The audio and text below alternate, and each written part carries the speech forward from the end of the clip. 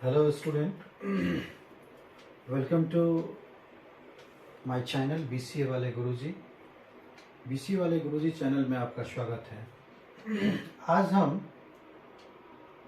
Secondary memory से related discuss करेंगे। ये हमारा मेमोरी का सीरीज चल रहा है जिसमें ये तीसरा वीडियो है। हमने पहले प्राइमरी मेमोरी का रोम पोर्शन किया, फिर रैम किया। आज हम सेकेंडरी मेमोरी के बारे में डिस्कस करेंगे। सेकेंडरी मेमोरी अपने आप में बहुत बड़ा टॉपिक है, लेकिन ओवरऑल इस लेक्चर में हम कंपैक्ट करेंगे और थोड़ा थोड़ा करके जो मेन डिवाइसेस हैं उसके बारे में डिस्कस करेंगे। इसके बाद हम सिर्फ सेकेंडरी स्टोरेज डिवाइस का सीरीज शुरू करेंगे, जिसमें hard disk, magnetic tape, floppy और जो भी जितने सारे हैं पेन ड्राइव वगैरह फ्लैश मेमोरी से रिलेटेड डिस्कस करेंगे। तो इस वीडियो में हम ओवरव्यू जानेंगे, सेकेंडरी मेमोरी क्या होता है, उसकी यूजेबिलिटी क्या है और मेन जो सेकेंडरी मेमोरी कौन कौन से हैं। तो सबसे पहले सेकेंडरी मेमोरी को एक लाइन में हम ऐसे डिफाइन करेंगे कि ऐसा मेमोरी जिसमें हम परमानेंटली डेटा को स्टोर्ड करके रखें और जब मुझे आवश्यकता हो तो उस डेटा को हम फैच कर सकें, रिट्राइव कर सकें और अपने आवश्यकता अनुसार यूज में ला सकें।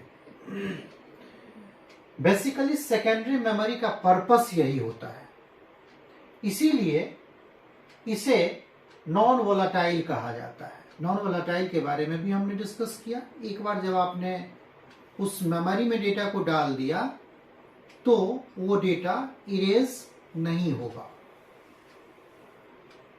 और रैम के बारे में हमने आपको बताया था कि रैम एक ऐसा स्टोरेज डिवाइस है जिसमें डेटा जब तक कंप्यूटर मेरा ऑन रहता है तभी तक डेटा रहता है। जब कंप्यूटर ऑफ हो गया, टर्न ऑफ हम कर देते हैं कंप्यूटर को, लॉग ऑफ हो जाते हैं, डेटा लॉस्ट हो जाता है, इसलिए वो वोलाटाइल होता है। आइए सबसे पहले सेकेंडरी मेमोरी की यूजेबिलिटी के बारे में हम बात करें। मेन यूजेबिलिटी इसका जो है ये तीन है: परमानेंट स्टोरेज, लार्ज स्टोरेज और पोर्टेबल। परमानेंट स्टोरेज का मतलब होता है कि ऐसा स्टोरेज डिवाइस जिसके अंदर हम डेटा को परमानेंटली स्टोर करके रखें। परमानेंटली मतलब हमारी आवश्यकता अनुसार जब तक हम चाहें उसके अंदर डेटा को हम रख सकते हैं, प्रिजर्व कर सकते हैं और आवश्यकता पड़ने पर उस डेटा को हम यूज में ला सकते हैं। उसको टेक्निकली हम कहते हैं फैच कर सकते हैं, रिट्राइव कर सकते हैं। तो इसे परमानेंट स्टोरेज का दर्जा दिया गया है। उसके बाद लार्ज स्टोरेज। लार्ज स्टोरेज नाम से ही स्पष्ट है, ऐसा स्टोरेज डिवाइस या ऐसी क्षमता वाली डिवाइस जिसमें हम लोग आवश्यकता अनुसार जितना मर्जी हो डेटा को स्टोर करके रख सके। बड़ा स्टोरेज डिवाइस, लार्ज स्टोरेज मतलब बड़ा। बड़ा मतलब कितना बड़ा? जितनी आपकी आवश्यकताएं हो वो सब उसमें आ जाए, इसीलिए ये लार्ज स्टोरेज डिवाइस के रूप में भी जाना जाता है। But natural third one is portable. Portable का मतलब कि उस डेटा को हम इजिली कैरी कर सकें। कैरी मतलब एक लोकेशन से दूसरे लोकेशन तक आसानी से ले जा सकते हैं। अब उसको ले कैसे जाएंगे? कोई डिवाइस में ले जाएंगे। वैसे तो डेटा को ले नहीं जा सकते हैं पॉकेट में या मुट्ठी में, तो उसके लिए जो डिवाइसेस हैं उस डिवाइसेस के बारे में हम डिस्कस करेंगे। बट पोर्टेबिलिटी मतलब easily you can move the data from one location to another location। These are the usability. Fine. Permanent storage, large storage and portable. Now, अब हम इस स्टोरेज डिवाइस के बारे में डिस्कस करेंगे जो अभी हमने इसमें मेंशन किया। इसके बारे में पार्शियली नॉलेज जानते हैं। सबसे जो पुराना मेरा स्टोरेज डिवाइस हुआ करता था वो मैग्नेटिक टेप था। मैग्नेटिक टेप प्लास्टिक रिबन से बना हुआ होता है, उस पे कोट किया हुआ होता है, उसमें ट्रैक बना हुआ होता है और सेक्टर्स होते हैं, और उसी ट्रैक सेक्टर्स के अंदर डेटा को हम स्टोर करते हैं या डेटा स्टोर्ड रहता है। ऐसे आप देखे होंगे, पहले ऐसे मैग्नेटिक ये ट्रैक हो गया, इसके अंदर डेटास होते हैं। अब इसके अंदर जो डेटा को स्टोर किया जाता है वो सीक्वेंशियल एक्सेस के रूप में होता है। अब ये सीक्वेंशियल एक्सेस क्या होता है, थोड़ा इस पे हम लोग डिस्कस करें। सीक्वेंशियल एक्सेस का मतलब, जैसे मान लीजिए कि आपने कोई कैसेट परचेज किया। कैसेट या तो ऑडियो होगा या वीडियो होगा। तो कैसेट के अंदर क्या होंगे, वही प्लास्टिक रिबन होंगे और उस रिबन में डेटा होगा। डेटा मान लीजिए कि गाना उसके अंदर है, रिकॉर्डेड गाना है जिसे हम डेटा के रूप में कहते हैं। तो पहले के समय में ए और बी साइड में कैसेट का गाना रिकॉर्ड किया जाता था। तो अगर 30 मिनट का ए साइड है और उसमें 5 गाने हैं और आपको चौथा गाना सुनना है, तो आपको क्या करना पड़ेगा, पहला भी सुनना पड़ेगा, दूसरा भी सुनना पड़ेगा और तीसरा भी सुनना पड़ेगा, तब आप चौथा सुन सकते हैं। या फिर क्या करेंगे, नहीं तो टेप रिकॉर्डर में हम एक ऑप्शन हुआ करता था फास्ट फॉरवर्ड का, हम लोग तेजी से आगे बढ़ा देते हैं। रैपिडली डेटा को रीड करने का ये प्रोसेस है। तो आसानी से, आसान भाषा में उसको हम कहते हैं कि तेजी से उसको हम आगे बढ़ा दिए। फिर हम फोर्थ सॉन्ग को, चौथा गाना को मुझे सुनना था तो हमने सुन लिया। तो ये सीक्वेंशियल एक्सेस हुआ।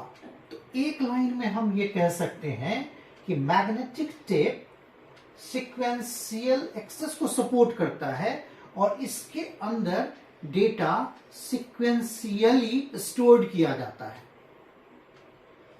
चूंकि ये सबसे ओल्डेस्ट है, इसके अंदर डेटा को स्टोर करने का कैपेसिटी बहुत स्लो होता है, फैच करने की जो टेंडेंसी होती है वो भी स्लो होती है। लेकिन ये आप अपने रिक्वायरमेंट के आधार पे अनलिमिटेड डेटा को स्टोर कर सकते हैं। तो ये हमारी मैग्नेटिक टेप हुई। फिर उसके बाद आप हार्ड डिस्क पे आइए। हार्ड डिस्क को सबसे पहले हम समझें कि इसमें किस तरह से डेटा को स्टोर किया जाता है। जिस तरह से इसमें सीक्वेंशियल एक्सेस को ये सपोर्ट करने वाला मैग्नेटिक टेप था, उसी तरह से इसमें रैंडम एक्सेस डेटा स्टोर्ड होता है हार्ड डिस्क में। अब ये रैंडम एक्सेस होता क्या है, बेसिकली ये फाइल ऑर्गेनाइजेशन का टॉपिक है। सीरियल, सीक्वेंशियल, रैंडम, डायरेक्ट और इंडेक्स। तो लेकिन यहाँ पे मुझे जानना जरूरी है, क्योंकि हार्ड डिस्क के अंदर भी डेटा तो स्टोर होगा। तो डेटा जब स्टोर होगा, किसी न किसी डिसिप्लिन में डेटा स्टोर होगा, तो ये चीज समझना है। तो हार्ड डिस्क के अंदर जो डेटा स्टोर्ड होता है वो रेंडमली डेटा स्टोर्ड होता है और रेंडमली डेटा को हम लोग फैच कर सकते हैं। इसके अंदर जो डेटा, सपोज कीजिए कि हार्ड डिस्क के अंदर आपने 100 गाना स्टोर्ड किया और या स्टोर्ड है, उसमें से आपको 90 लोकेशन पे जो है 90 गाना जो है आपको सुनना है। तो सीक्वेंशियल अगर होता, मैग्नेटिक टेप होता, तो 89th सॉन्ग तक आपको जाना पड़ता, तब आप 90th सॉन्ग को सुनते। लेकिन रैंडम एक्सेस का ये डिसिप्लिन है कि आप पर्टिकुलर डेटा जो आपको चाहिए, जैसे 90th सॉन्ग है, 90वां गाना आपको अगर सुनना है तो डायरेक्ट उसको आप फैच कर सकते हैं, एक्सट्रैक्ट कर सकते हैं, ले सकते हैं। तो ये डिफरेंस हो गया मैग्नेटिक टेप और हार्ड डिस्क के कैरेक्टरिस्टिक में।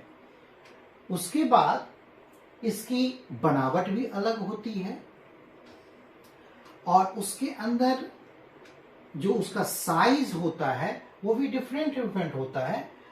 ये दिन ब दिन बढ़ता ही जा रहा है, लेकिन अमूमन हम यहाँ पे थोड़ा सा कोट किया कि इट्स कैपेसिटी, इसका जो कैपेसिटी 256 256 GB से 2 TB ETC, इसमें आप maximum number of data, unlimited data को स्टोर कर सकते हैं। अब इसमें हम पर्टिकुलर वीडियो बनाएंगे क्योंकि ये बहुत बड़ा टॉपिक है और इसके बारे में थोड़ा सा हम जानकारी दें। ये 2 कैटेगरी का होता है, ये 2 टाइप का होता है। ये एक एक्सटर्नल और दूसरा इंटरनल। और ये एक्सटर्नल जो होता है, हम उसके अंदर डेटा को स्टोर करके कैरी कर सकते हैं अपने रिक्वायरमेंट के आधार पे, उसको एक लोकेशन से दूसरे लोकेशन तक ले जा सकते हैं। और इंटरनल नाम से ही स्पष्ट है, कैबिनेट के अंदर स्टोर्ड हो रहता है। इसके आरपीएम्स होते हैं, इसका मैकेनिक्स होता है, प्लास्टिक कोटेड होता है, उसके बहुत सारे अंदर में डिवाइसेस होते हैं, रेक्टेंगुलर शेप का होता है और रोटेशन पर मिनट जितना स्पीड में उसका रोटेशन होता है, डेटा की प्रोसेसिंग उतनी ही फास्ट होती है। और भी बहुत सारी जानकारी हम पर्टिकुलर जब वीडियो बनाएंगे, क्योंकि ये बहुत बड़ा टॉपिक है, तब इसके बारे में हम आपको देंगे। Next, floppy disk. Floppy disk भी मैग्नेटिक डिस्क के रूप में जाना जाता है, यह स्क्वायर के शेप में होता है। यह भी एक ऐसा स्टोरेज डिवाइस है जिसमें आप डेटा को स्टोर भी कर सकते हैं, रैंडमली फैच भी कर सकते हैं, इजिली आप उसको लेकर के मूव भी कर सकते हैं। इसका 2 साइज हुआ करता था इसीलिए कि अब ये डिवाइस यूज में नहीं है, लेकिन मोस्टली एग्जाम में इसको पिन किया जाता है, इसको पॉइंट किया जाता है, पूछा जाता है। इसीलिए हमने थोड़ा सा इस पे फोकस किया कि साइज 3.5 इंच जो 1.44 MB स्टोरेज का होता है, दूसरा 5.25 इंच जो 1.2 MB स्टोरेज कैपेसिटी का होता है, स्क्वायर शेप में होता है, प्लास्टिक कोटेड से कवर्ड होता है। इजिली आप इसको कैरी कर सकते हैं, डेटा को रीड भी कर सकते हैं और राइट भी कर सकते हैं। यह फैसिलिटी हमारे फ्लॉपी डिस्क में अवेलेबल है। अब उसके बाद मेरा जो नेक्स्ट स्टोरेज डिवाइस है वो सीडी है। सीडी का पूरा नाम कॉम्पैक्ट डिस्क होता है। इसे हम सीडी रोम के नाम से भी जानते हैं। It means compact disc read only memory. नाम स्पष्ट है, अर्थ भी स्पष्ट है कि इसके अंदर जब डेटा को आप स्टोर करवाते हैं या स्टोर्ड होता है तो उस डेटा को सिर्फ रीड किया जा सकता है, उसके अंदर राइट नहीं किया जा सकता है। ये पॉलीकार्बोनेट प्लास्टिक का बना हुआ होता है, राउंड शेप में होता है। उसके अंदर भी ट्रैक और सेक्टर्स होते हैं और ट्रैक सेक्टर्स के अंदर डेटा को स्टोर किया जाता है। ये भी रैंडम एक्सेस को सपोर्ट करता है और इसके बहुत सारे वर्जन्स हैं। बहुत सारे सीडी ऐसे हैं जिसको हम रीड कर सकते हैं, बहुत सारे सीडी ऐसे हैं जिसको हम राइट कर सकते हैं, कुछ सीडी ऐसे हैं जिसमें हम रीड भी कर सकते हैं और राइट भी कर सकते हैं। और इसकी जो प्रोसेसिंग कैपेसिटी है और इसका जो स्टोरेज कैपेसिटी है, minimum storage capacity up to 700 MB है। इसके बारे में भी हम इन डिटेल्स नेक्स्ट वीडियो में डिस्कस करेंगे। फिर डीवीडी का सीरीज आता है, ये डीवीडी रोम कहलाता है, डिजिटल वर्सेटाइल डिस्क। ये डिफरेंट नेचर का होता है, इसीलिए इसको ये वर्ड दिया गया, ये वर्सेटाइल का। ये भी रीड मोड का होता है, राइट मोड का होता है, रीड और राइट दोनों मोड का होता है। ये भी राउंड शेप का होता है, जस्ट एज सीडी। इसके अंदर भी ट्रैक सेक्टर्स होते हैं, एक ट्रैक में बहुत सारे सेक्टर्स होते हैं। इस पे हम डिस्कस करेंगे जब हम सीडी पे पर्टिकुलर वीडियो बनाएंगे। तो उसी में डेटा होता है, जब एक ट्रैक में बहुत सारे सेक्टर्स होते हैं, एक सेक्टर के बाद फिर थोड़ा लैप होता है, फिर डेटा को आगे भेजा जाता है। तो ये सारे डिवाइसेस हैं, स्टोरेज डिवाइस, जो मुख्य माने जाते हैं। अपार्ट फ्रॉम दैट, इसके सिवाय पेन ड्राइव हैं, फ्लैश मेमोरी से रिलेटेड हैं, ये सारे चीज भी हम लोग डिस्कस करेंगे। बहुत सारी मेमोरी कार्ड होता है। तो ये सारे स्टोरेज डिवाइस हैं जिसकी अपनी आइडेंटिटी है और अपनी क्वालिटी है। तो ये सेकेंडरी मेमोरी स्टोरेज डिवाइस का ये वीडियो आपको कैसा लगा? इसमें अगर इतना में कोई कंफ्यूजन हो तो आप कमेंट करेंगे, अपने सराउंडिंग्स को आप बताएं, हमारे चैनल को लाइक करें, सब्सक्राइब करें। और अगर किसी तरह का वीडियो आपको चाहिए तो आप कमेंट करें, हम कोशिश करेंगे कि उस पर फोकस करें और वीडियो बनाएं। Thank you.